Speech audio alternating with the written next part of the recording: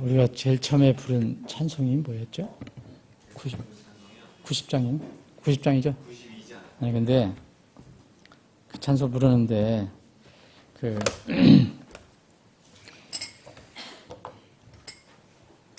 예찬이가 찬송을 잘하더라고. 되게, 글도 모르는데 잘하. 어? 글 이제 읽어, 이제?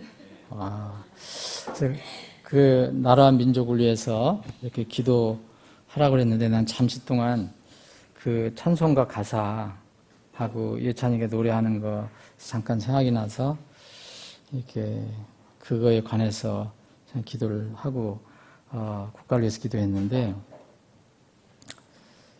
그런 생각을 해봤어요. 그 노래냐면 예수님 오실 때를 얘기하는 거예요. 영광의 재림에 관해서 그날이 오늘이었으면 좋겠다 그랬는데 그런 생각 어떤 생각해 봤는데 예찬이가 얼마나 클 때 오실까 그런 생각을 해봤어요. 갑자기 예찬이가 젊은 저쪽에 저기 성민이나 효민이 정도 그런 청년이 됐을 때 오실까? 아니면 난 이게 저렇게 장가 아니지만 또 이렇게 됐을 때 오실까? 그래서 갑자기 그런 생각이 들었어요. 저기 이제 찬양하는데 근데 오시는 건 분명합니다. 오늘 말씀도 있지만 그래서 또 잠시 그 주님의 오심에 대해서 한번 생각을 해봤습니다. 오늘 요한복음 12장 계속해서 보겠습니다. 오늘 31절부터 오늘은 6.25죠. 오늘 6월 25일인데 31절부터 36절까지 보겠습니다. 이제 이 세상에 대한 심판이 있으니 이제 이 세상의 통치자가 쫓겨나리라. 나 곧 내가 땅에서 들리면 모든 사람을 내게로 이끌리라 하시니라. 그분께서 이것을 말씀하사 자신이 어떤 죽음으로 죽을지 표적으로 보여주시니 사람들이 그분께 응답하여 하되 우리는 율법에서 그리스도가 영원히 거하신다고 들었거늘 너는 어찌하여 사람의 아들이 반드시 들려야 하리라 하느냐. 이 사람의 아들은 누구냐 하매 그때 예수님께서 그들에게 이르시되 아직 잠시 동안은 빛이 너희와 함께 있으니 너에게 빛이 있을 동안에 다녀 어둠이 너희 위에 임하지 않게 하라. 어둠 가운데 다니는 자는 자기가 가는 곳을 알지 못하느니라. 너에게 빛이 있을 동안에 빛을 믿으라. 그리하면 너희가 빛의 자녀들이 되리라. 예수님께서 이것들을 말씀하시고 떠나서 그들로부터 자신을 숨기시니라. 여러분들이 오늘 어떻게 이 부분을 어떻게 제목을 달아도 좋습니다. 저는 이제 이렇게 이 세상의 통치자와 빛 이렇게 달아봤는데 두 가지를 기억하기 위해서요. 두 가지. 이 세상의 통치자와 빛. 우리의 구원자 주님께서는 이제 그분의 고난과 죽음으로 인해서 두 가지 이중적인 효과가 있을 것이라고 말씀하십니다. 이중적인 효과라도 될 수 있고 이중적인 열매도 될 수 있고요. 그것을 지금 선언하십니다. 첫 번째는 이 세상에 대한 심판이 있을 것이고 또 하나는 그것으로 인해서 사람들을 예수님께서 이제 자신에게로 이끄시는 효과가 있다고 말씀하십니다. 이게 우리가 지금 읽은 부분이 그럽니다. 이 세상에 심판이 있고 또 내가 들리면 모든 사람을 내게로 이끌리라 이렇게 말씀하셨습니다. 먼저 주님께서 죽으심으로 인해서 이 세상이 심판을 받아 이제 이 세상의 통치자가 이제 쫓겨나가게 됩니다. 분명히 쫓겨난다고 그랬습니다. 쫓겨나리라. 예수님이 지금 이제 십자가에 달리시진 않으셨어요. 잠시 후에, 얼마 후의 미래죠. 그는 죄 속에서 사는 사람들의 지금 통치자가 되고 있습니다. 누가? 이 세상의 통치자. 이제 이름이 이제 나올 건데, 이 통치자가 이제 쫓겨나게 된다고 말씀하십니다. 이 통치자는 어떻게 해서 통치권을 얻게 되어 있습니까? 이 통치자는 사람들을 속임으로써 세상을 속임으로써 통치권을 얻게 됐어요. 이게 일종의 통치권을 찬탈한 그런 존재죠. 이 폭군 찬탈자 사탄은 그가 쫓겨나간다는 운명은 아주 대단한 영물이기 때문에 알고 있습니다. 그런데 그때까지 결코 자기가 가지고 있는 것을 결코 포기하지 않을 것입니다. 그래서 예수님께서 십자가에서 죽으심으로 인해서 이 세상을 지배하는 그가 이제 패망을 받게 됩니다. 이 일은 이미 이 에덴 동산에서부터 대언이 되어 있는 겁니다. 우리 머리로는 다 그 이해할 수 없어도 하나님께서는, 영원하신 하나님께서는 이런 대언을 했습니다. 그게 창세기 3장 15절에 소위 얘기하면 원복음이라는 것입니다. 이 뱀, 이 사람을 속였죠. 아담과 하와를 속여서 이제 죄를 불러들여서 사람을 죽게 만들었죠. 근데 내가 이제 하나님께서 말씀하시는 겁니다. 뱀, 너와 여자 사이에 또 내 씨와 또 여자 씨 사이에 적대감을 두리니 원수를 맺게 한다. 이제 여자의 씨는 내 머리를 상하게 할 것이요, 여자의 씨는 예수 그리스도죠. 그리고 너는 그의 발꿈치를 상하게 할 것이다. 머리를 상하게 하는 것은 패망을 얘기합니다. 머리를 상하면 죽습니다. 그런데 발꿈치를 상하게 한다고 해서 생명에 지장이 없습니다. 발꿈치를 물린 것은 예수님께서 십자가에서 희생당하시는 걸 얘기하고 그러나 다시 살아나시죠. 근데 그 마귀는 영원히 패배가 됩니다. 패배. 그래서 이게 이미 에덴 동산에서부터 예언이 된 건데, 예수님께서 이제 십자가에 돌아가시기 직전에 이 세상 통치자가 이렇게 될 것이라고 이제 말씀을 해 주셨습니다. 예수님께서 죽으심을 통해서 두 번째 맺어지는 열매는 이제 이 십자가 사건으로 인해서 많은 사람들, 여기서 모든 사람들이라는데 모든 사람을 내게로 이끌 것이다 라고 말씀하셨는데, 이게 주님께로 이끈다, 이게 뭘까요? 주님께 인도함을 받는다는 거죠. 근데 사람들은 이제 원래 본성적으로는요 주님께 가지 않습니다.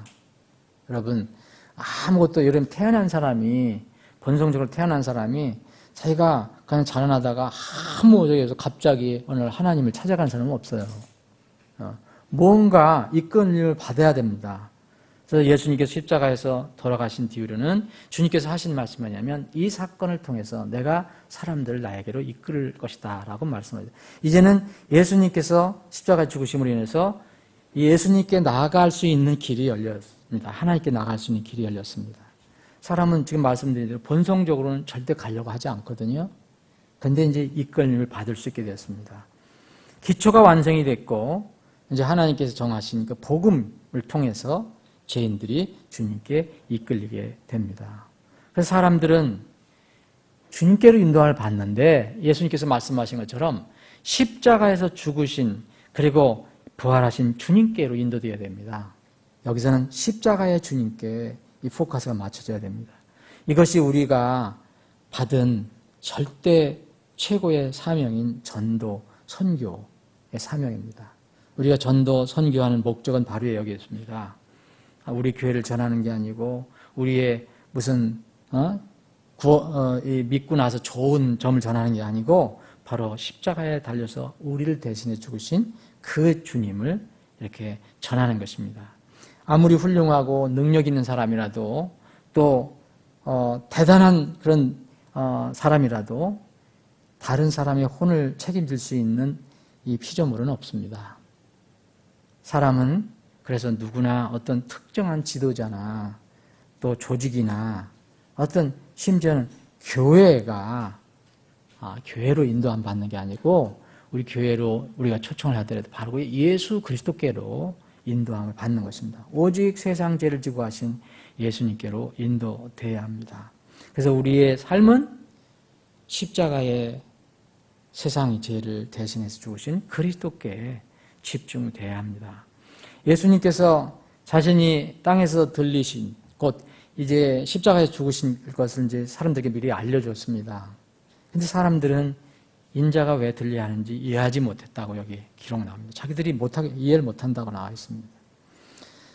본성을 가지고 있는 우리 사람들은 밀이 먼저 땅에 떨어져서 죽어야 거기서 밀에서 많은 열매를 맺는다는 것을 잘 이해하지 못합니다. 이것이 바로 우리가 처음부터 가지고 있었던 육신의 성향이고 육신적인 생각입니다. 사람은 태어날 때부터 아무리 착한 사람이라도 본성적으로 죽지 않고 계속 살기를 원하는 거지 죽음을 원하지 않습니다. 고난 없이 영광을 얻기를 원하는 겁니다. 그들이 육신이 기다리는 메시아는 이렇게 죽음을 통해서 영원히 거하시는 그리스도가 아닙니다. 이걸 대표적으로 보여준 것이 바로 유대인이었습니다. 그들은 십자가의 죽음의 과정 없이 세상을 통치하시는 그리스도를 원했습니다. 이건 유대인들뿐만 아니고 지금도 마찬가지입니다. 예수 그리스도를 통해서 우리가 하나님께 가는데, 근데 우리 본성은 예수 그리스도가 십자가에 달린 예수 그리스도를 원하는 게 아닙니다. 그냥 통치하는 예수 그리스도, 모든 권능을 가지고 있는 예수 그리스도, 그것을 원합니다. 죄가 들어온 이후에 사람들에게 적용되는 영적 원리가 하나 있다면 이겁니다. 먼저 죽어야 살 수 있다는 겁니다. 우리가 복음을 전할 때, 전도할 때도 이거는 반드시 적용되는 겁니다. 우리가 이 설명을 하지 않고 그 복음을 듣는 사람이 그것을 잘 설명을 받지 않아도 만약 그 사람이 구원을 받는다면 이것이 적용되는 겁니다. 먼저 죽어야 살 수 있다. 내가 죽을 존재라는 걸 모르면 살아날 수 없습니다. 먼저 고난을 거쳐서 영광에 이를 수 있다는 것. 이런 영적 원리를 사람들은 잘 받아들이지 않으려고 합니다. 말씀드린 대로 그래서 유대인들은 이 그리스도를 기다렸지만, 오랫동안 기다렸지만 하나님께 정하신 그리스도가 아니라 자신들의 본성이 정한 그리스도를 기다린 겁니다. 그래서 실패한 겁니다.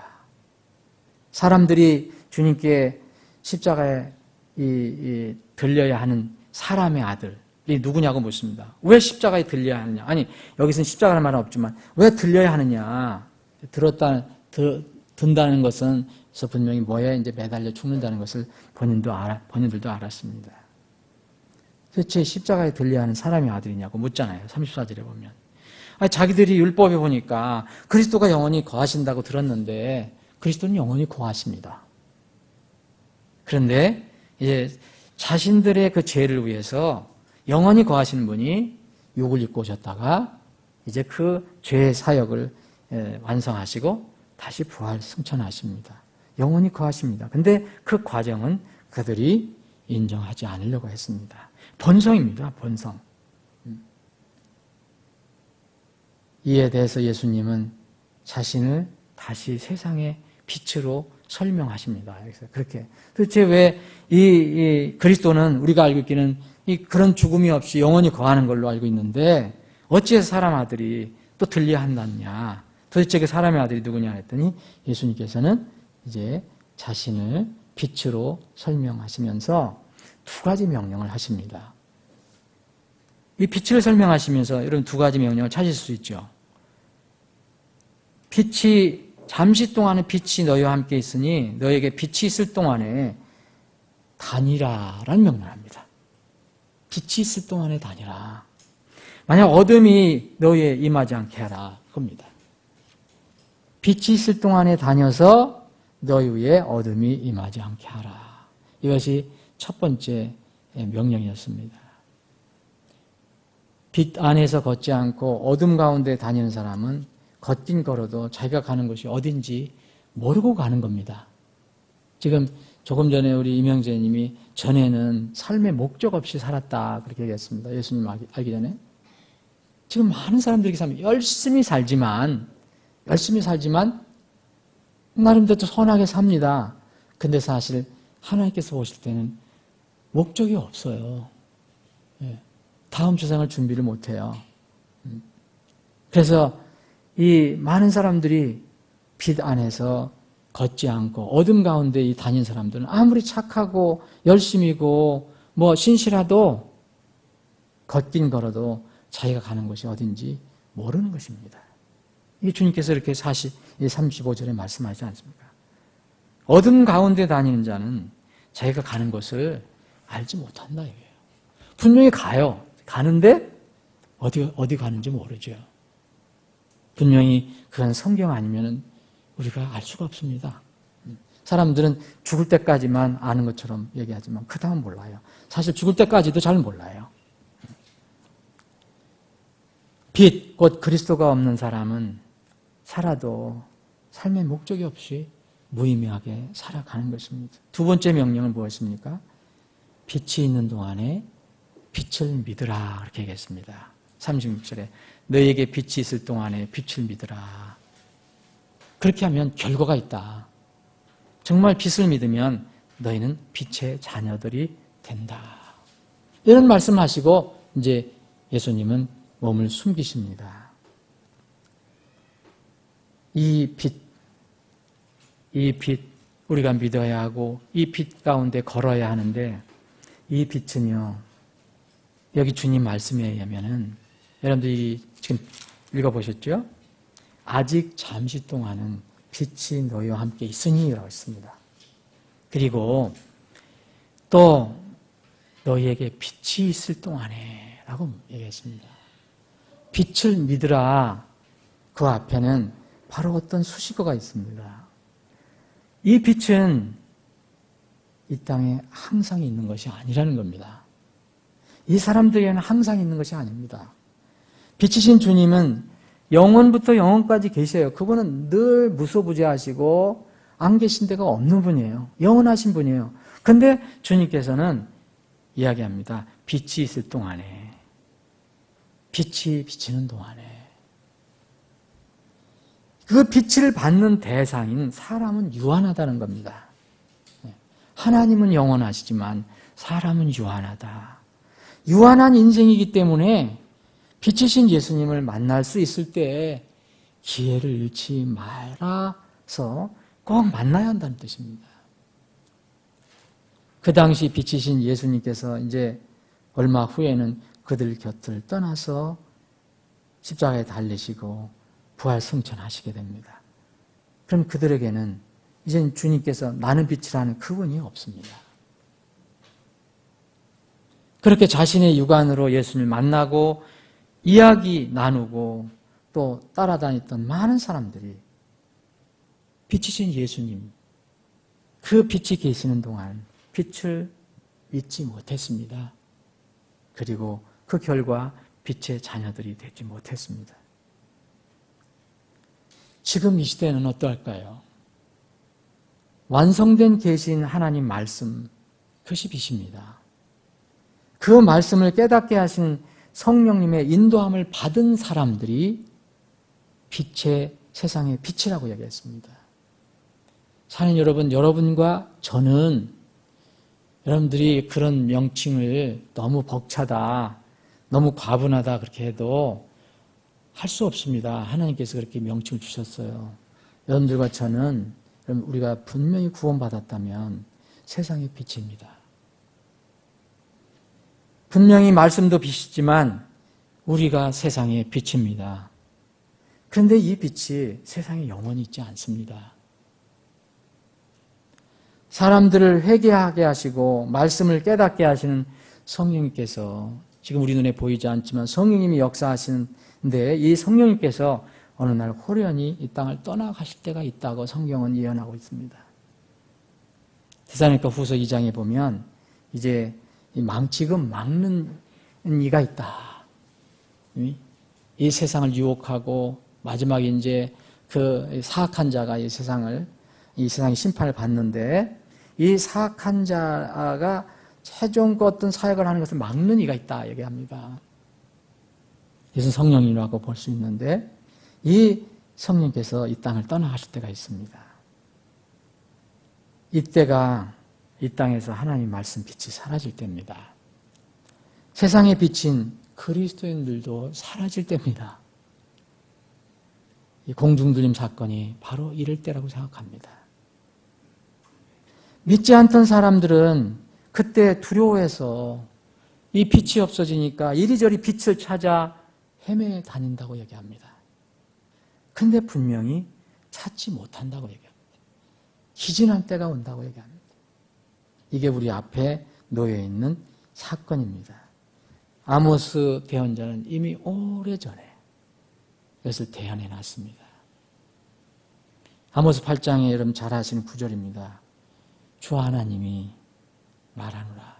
보라, 날들이 이르러 내가 그 땅에 기근을 보내리니 빵으로 인한 기근도 아니요 물로 인한 갈증도 아니며 오직 주의 말씀들을 듣지 못한 기갈이라.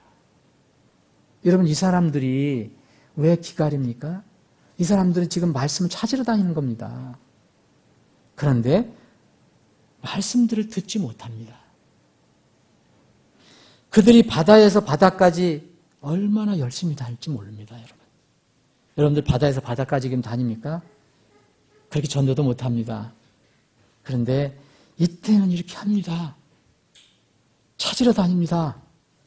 바다에서 바다까지 북쪽에서 동쪽까지 떠돌아다니며 주의 말씀을 구하려고 이리저리 다름질하여도 그것을 얻지 못하리니. 청년들 잘 들어야 됩니다. 이 대언. 물론 반드시 청년뿐만 아닙니다. 그런데 그날의 아름다운 처녀들과 청년들이 갈증으로 인하여 기진하리라 해서. 왜 이 말을 썼을까요, 여러분? 저는 그렇게 생각합니다.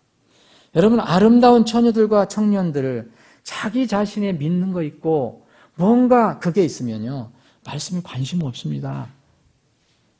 여러분들 좀 나이 들어도 자기가 아름다운 처녀라고 자기가 아름다운 힘 있는 청년이라고 생각하면 나이에 상관없이 똑같습니다.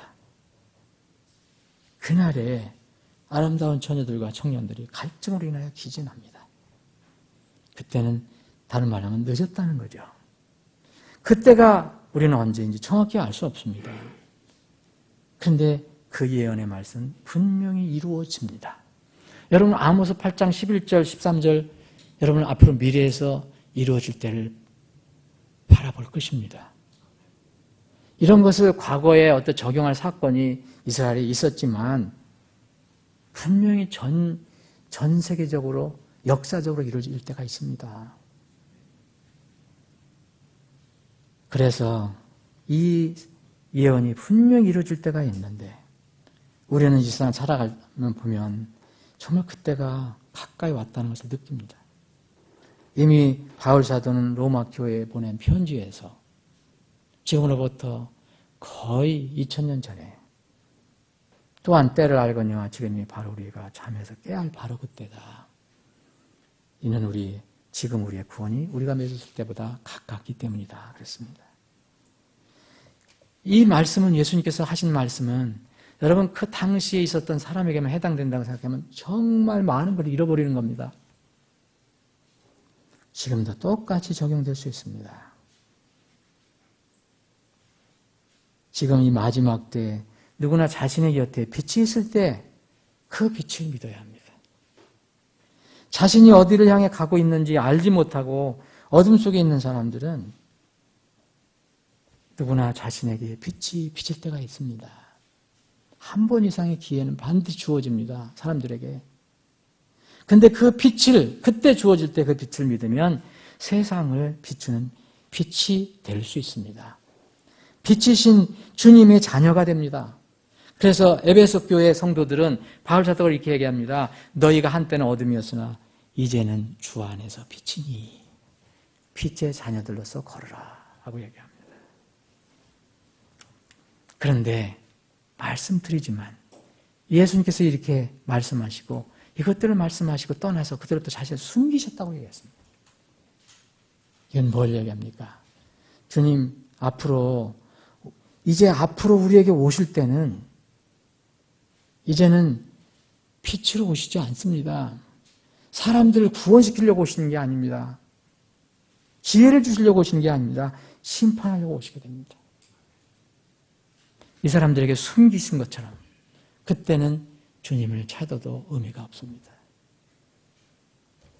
오늘 말씀에서 우리가 또 한번 묵상해 볼 것은 저는 아까 제목으로 말씀드린 것은 이 세상의 통치자입니다. 이 세상의 통치자. 근데 이 세상의 통치자가 어느 기간이 지나면은 이제 패배당한다는 거죠. 쫓겨난다는 거죠. 이 세상의 통치자는 다른 말로 하면 고린도후서 4장 4절에 보면 이 세상의 신이라고 얘기했습니다. 이 세상에 통치하는 이름이 참 많습니다. 여러분들이 다 기억해 내실 수 있을 거예요. 여러 가지를 기억해낼 수 있어요. 이 세상의 통치자, 이 세상의 신, 그리고 에베소 2장 2절에 보면 공중 권세를 잡은 통치자, 그죠? 또 이 계시록 읽어보면 뱀, 용, 그리고 사탄, 그리고 서신서에도 나오고 계시록에 나오는 마귀, 그리고 데살로니가 후서에 예수님께서 오셔서 마지막에 심판하시는 그 내용이 언급되어 있는 여기는 사악한 자. 이 모든 것이 바로 이 한 사람, 세상의 통치자에 대해서 이야기합니다. 그런데 이 세상의 통치자는 사악한 자라고 불렸는데 이 사악한 일을 어떻게 수행하는가? 이 세상의 통치자가 어떻게 수행하느냐? 이 세상을 어떻게 통치하느냐? 예수님은 의로 통치하실 것입니다. 거룩하심으로 통치하십니다. 그런데 이 세상에 지금 이 통치자는 사악한 자라고 했습니다. 성경에서. 그럼 그 사악한 일을 어떻게 수행하느냐? 여러분, 이 사람의 이 존재의 이름이 나와 있잖아요. 많은 이름 중에서 계시록에서 자꾸 강조하는 한 이름이 있습니다. 옛뱀이다 얘기합니다. 옛뱀. 옛뱀은 뭘 의미합니까, 여러분? 뱀은 우리가 징그러워하고 무서워하지만 에덴 동산에서 뱀은 뭘 의미합니까? 속이는 자를 의미합니다. 속이는 자. 그럴듯하게 속여서, 그럴듯하게 꼬여서 넘어가게 하지 않습니까? 그게 바로 옛뱀입니다. 계시록에는 창세기에는 뱀이라고 나오지만 계시록에는 옛뱀으로 나옵니다. 옛뱀. 특성은 뭐냐? 우리를 문다. 그거보다도 속인다는 의미다, 여기서. 첫사람 아담과 이브를 속여서 죽음을 가져오게 했던, 바로 그 죄 때문에 죽음을 가져오게 했던 바로 그 옛뱀이 지금도 여전히 분주하게 지금 세상에서 통치하고 있다는 겁니다. 그러면 옛뱀이 통치한다는 것은 이 마귀가 뭘로 통치하느냐? 우리가 잊지 말아야 할 것은 예수님의 경고하신 말씀을 그래서 기억해야 합니다. 예수님께서 마지막 세상을 살아가는 제자들에게 마지막 때에 대해서 얘기를 하셨을 때 뭐라 했습니까? 아무도 너희를 속이지 못하도록 주의하라. 아무도 너희를 속이지 못하도록 주의하라. 속이는 대장은 누굽니까? 마귀입니다. 속이는 데는 다 뒤에 마귀가 있는 겁니다. 여러분들이 누구를 속인다, 여러분들이 누구에게 거짓말한다, 그럼 여러분 뒤에 마귀가 있다는 겁니다. 사람이 구원의 길을 다른 데서 찾게 되면 어떻게 될까요?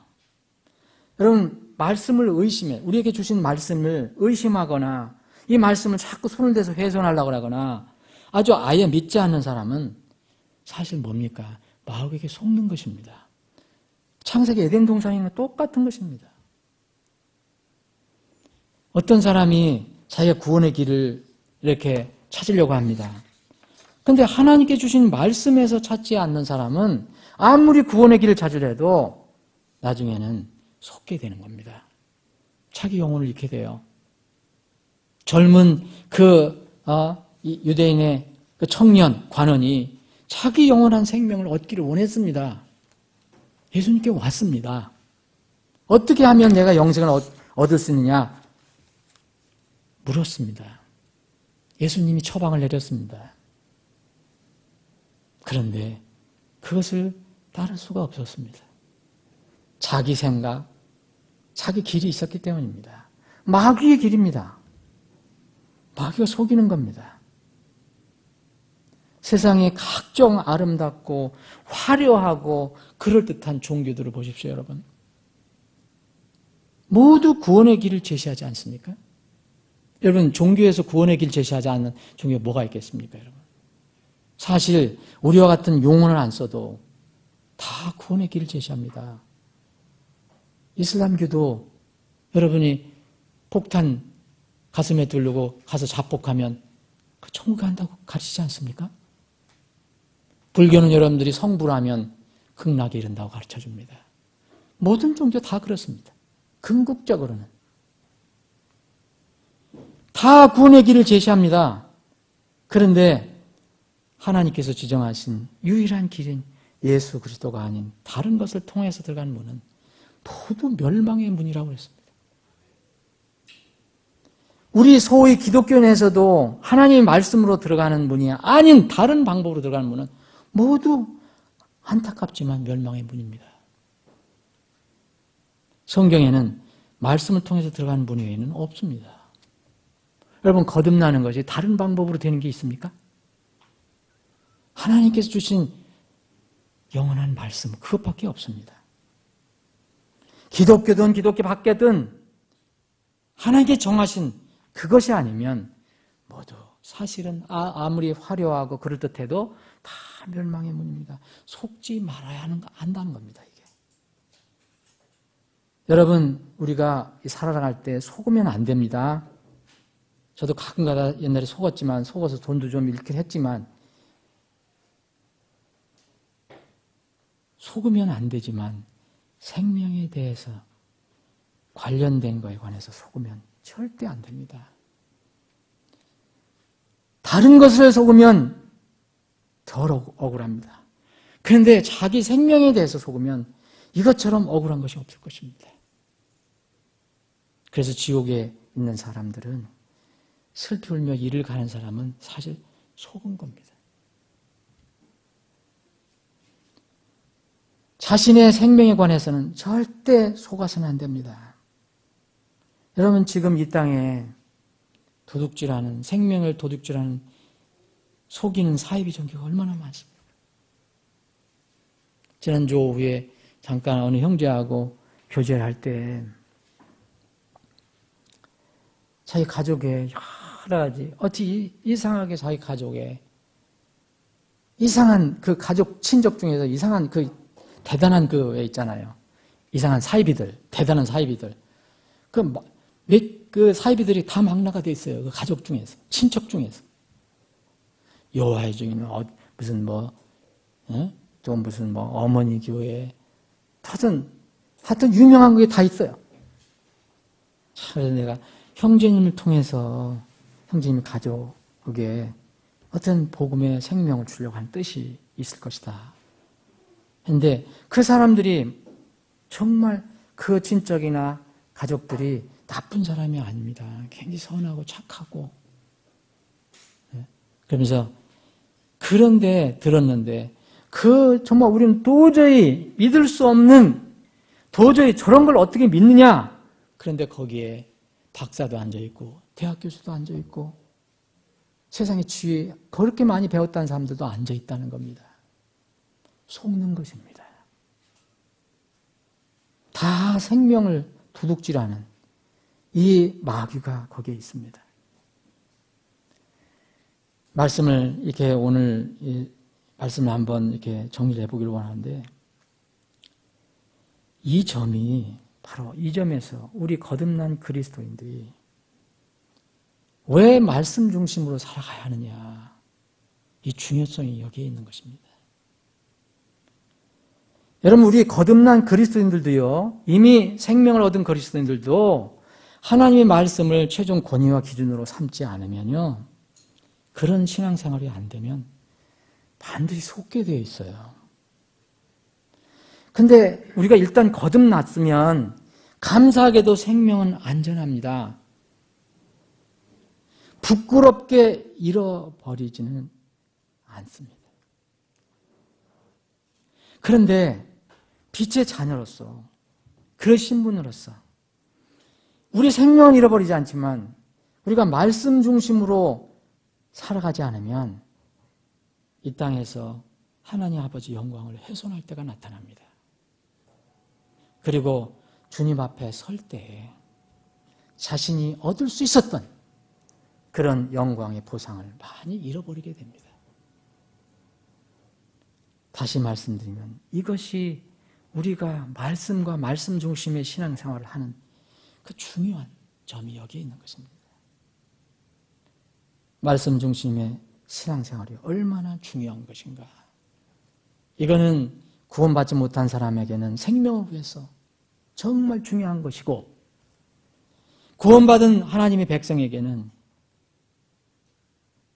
앞으로 주님을 만날 때를 대비해서 정말 얼마나 중요한 것인가.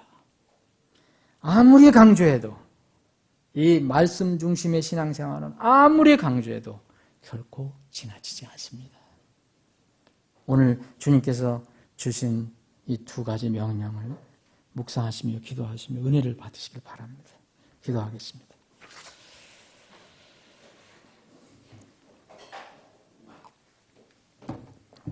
아버지 하나님, 오늘 저희들 주님을 찬양하고 경배하기 위해서 모였습니다. 그리고 주님께 저희들의 마음을 다 내려놓고 주님과 교통하기 위해서 모였습니다. 우리 사랑하는 지체들 비록 적은 수가 모였지만 마음을 주님 앞에 다 내려놓고 주님께 간구합니다. 이 간구를 들어주시길 원합니다. 각자 가지고 있는 기도 제목을 주님의 완전하신 뜻과 계획 가운데서 이루어 주시길 원합니다. 교회를 위한 기도 제목, 가정을 위한 기도 제목, 자신을 위한 기도 제목, 다른 지체들을 위한 기도 제목, 그리고 민족과 국가를 위한 기도 제목, 그리고 다른 복음 사역을 위한 기도 제목, 다른 혼들을 위한 기도 제목을 들어주시길 원합니다. 아버지 하나님, 오늘 3일 저녁 예배 벌써 한 주도 이제 후반부를 향해 가고 있습니다. 주님, 내일 모레 금요일 그리고 토요일 1박 2일로 우리 교회 청년들이 이제 주님을 모시고 여름 수련회 시간을 갖습니다. 하나님께서 허락하신 그 아름다운 자연 속에 가서 하나님의 숨결을 맡으며 참으로 하나님의 음성을 들을 수 있는 그런 귀한 기회가 되기를 간절히 원합니다. 우리가 어디에 있든지 그곳에는 영원히 살아계신 하나님의 말씀이 있습니다. 말씀을 나누며 우리 청년들이 참으로 하나님의 사랑과 은혜를 다시 한번 되새김질하게 하시고 또 무엇보다도 아모스 대언자가 대언한 것처럼 참으로 아름다운 처녀들, 젊은 힘있는 청년들이 지금 주님 오시기 전에 이 땅에서 어떻게 무엇을 하며 살아가야 할 것인가를 참으로 깊이 묵상하는 귀한 시간이 되게 하여 주시길 원합니다. 아버지 하나님, 우리 교회가 이곳으로 온 지 벌써 6개월이 넘었는데 7개월이 됐는데 주님, 많은 열매가 아직 보이지 않습니다. 주님, 저희들 낙심하지 않고 계속해서 끝까지 전도하고 복음 전도지를 나누어주며 또 혼들을 교회에 더해 주시는 최종 권한을 가지고 계시는 주님께 늘 무릎 꿇고 엎드리는 이 일에 우리가 등한히 하지 않게 하여 주옵소서.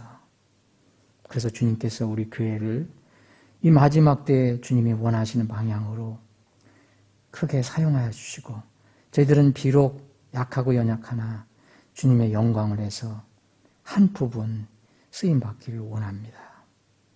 우리의 사랑하는 지체들의 기도를 들어주실 줄 믿고 감사드리며 거룩하신 예수님의 이름으로 기도하옵나이다.